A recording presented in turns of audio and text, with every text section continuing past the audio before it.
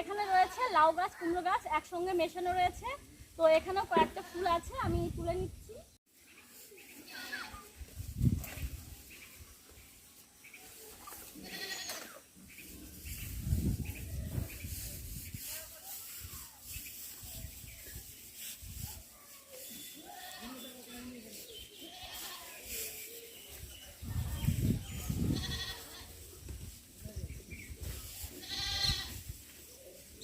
নিচের দিকে আরো আছে, তবে তুলে নিয়ে আসছি। বন্ধুরা দেখুন, এই কুমড়ো ফুলগুলো তুলে নিয়ে চলে এসেছি, আর খুব বেশি পাইনি, একটাই পেয়েছি। অন্যদিন কিন্তু এর থেকে অনেক বেশি ফোটে, তো তখন তো রেসিপি করা হয় না, একাই গাছে শুকিয়ে যায়। তো ফুলগুলোকে বেছে নিচ্ছি, ভালো করে বেছে নিচ্ছি, এর ভিতর অনেক পোকা থাকে।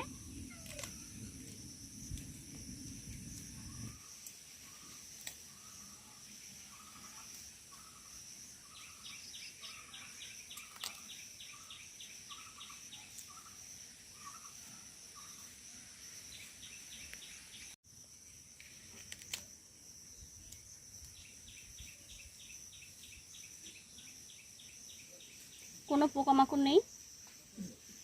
কুমড়ো ফুলগুলো আমি সুন্দর করে বেছে নিয়েছি, আর দেখুন ভেতরে এই হলুদ অংশটা এটা বের করে নিতে হয়, তা না হলে তেতো লাগবে। কুমড়ো ফুল তো ভালো করে বেছে নিলাম, এখন চিংড়ি মাছগুলোকেও ভালো করে বেছে নিচ্ছি। দেখুন এখানে আমি 100 গ্রাম চিংড়ি মাছ নিয়েছি, বেশি নেইনি। তো আজকে আমাদের বাড়ি লোক কম, তার জন্য কম কম মাছ দিয়েই করছি।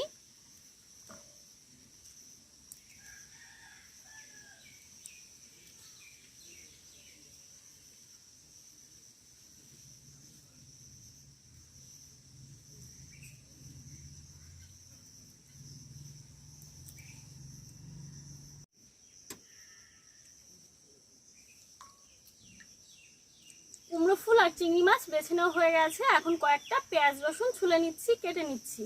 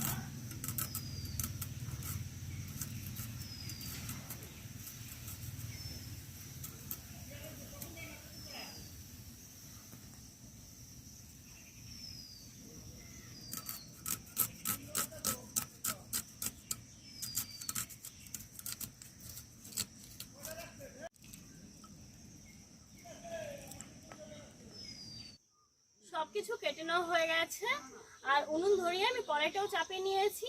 কড়াইতে এখন দিয়ে দিচ্ছি সরিষার তেল।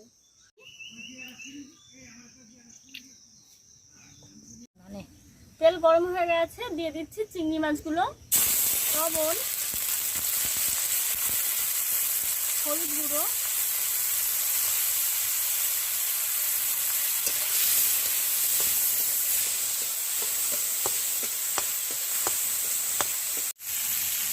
তিন চার মিনিট আমি চিংড়ি মাছগুলো নাড়াচাড়া করে নিয়েছি। আর এখন দিয়ে দেবো পেঁয়াজ কুচি,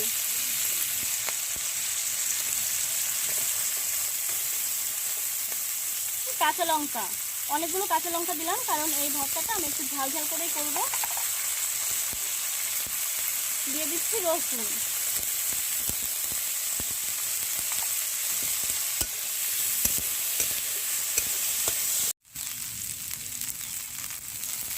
সবকিছু দেওয়ার পর আমি 4-5 মিনিট মতো নাড়াচাড়া করে নিয়েছি। এখন দিয়ে দিচ্ছি কালো জিরে,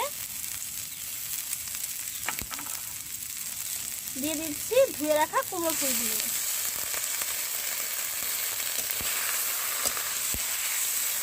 দিয়ে দিচ্ছি লবণ, হলুদ গুঁড়ো,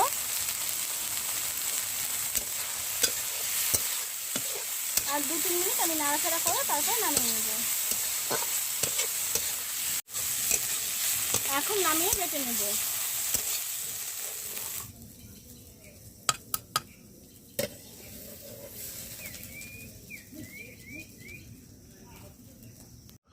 তো এখন বেটে নেব।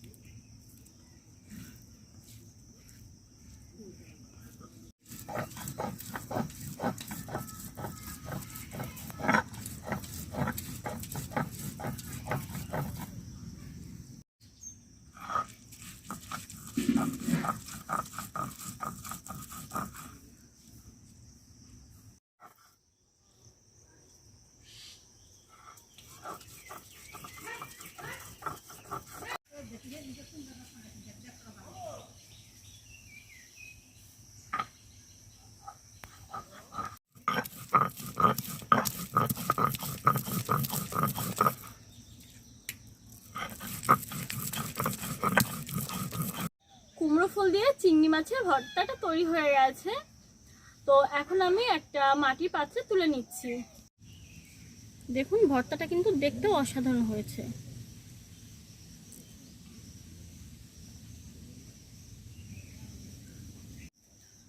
বন্ধুরা, চিংড়ি মাছ দিয়ে কুমড়ো ফুলের এই ভর্তাটা আপনাদের কেমন লেগেছে অবশ্যই কিন্তু আমাদেরকে জানাবেন। আর আমাদের রেসিপিটা ভালো লাগলে আপনারাও এরকমভাবে ভর্তা তৈরি করে বাড়িতে খাবেন।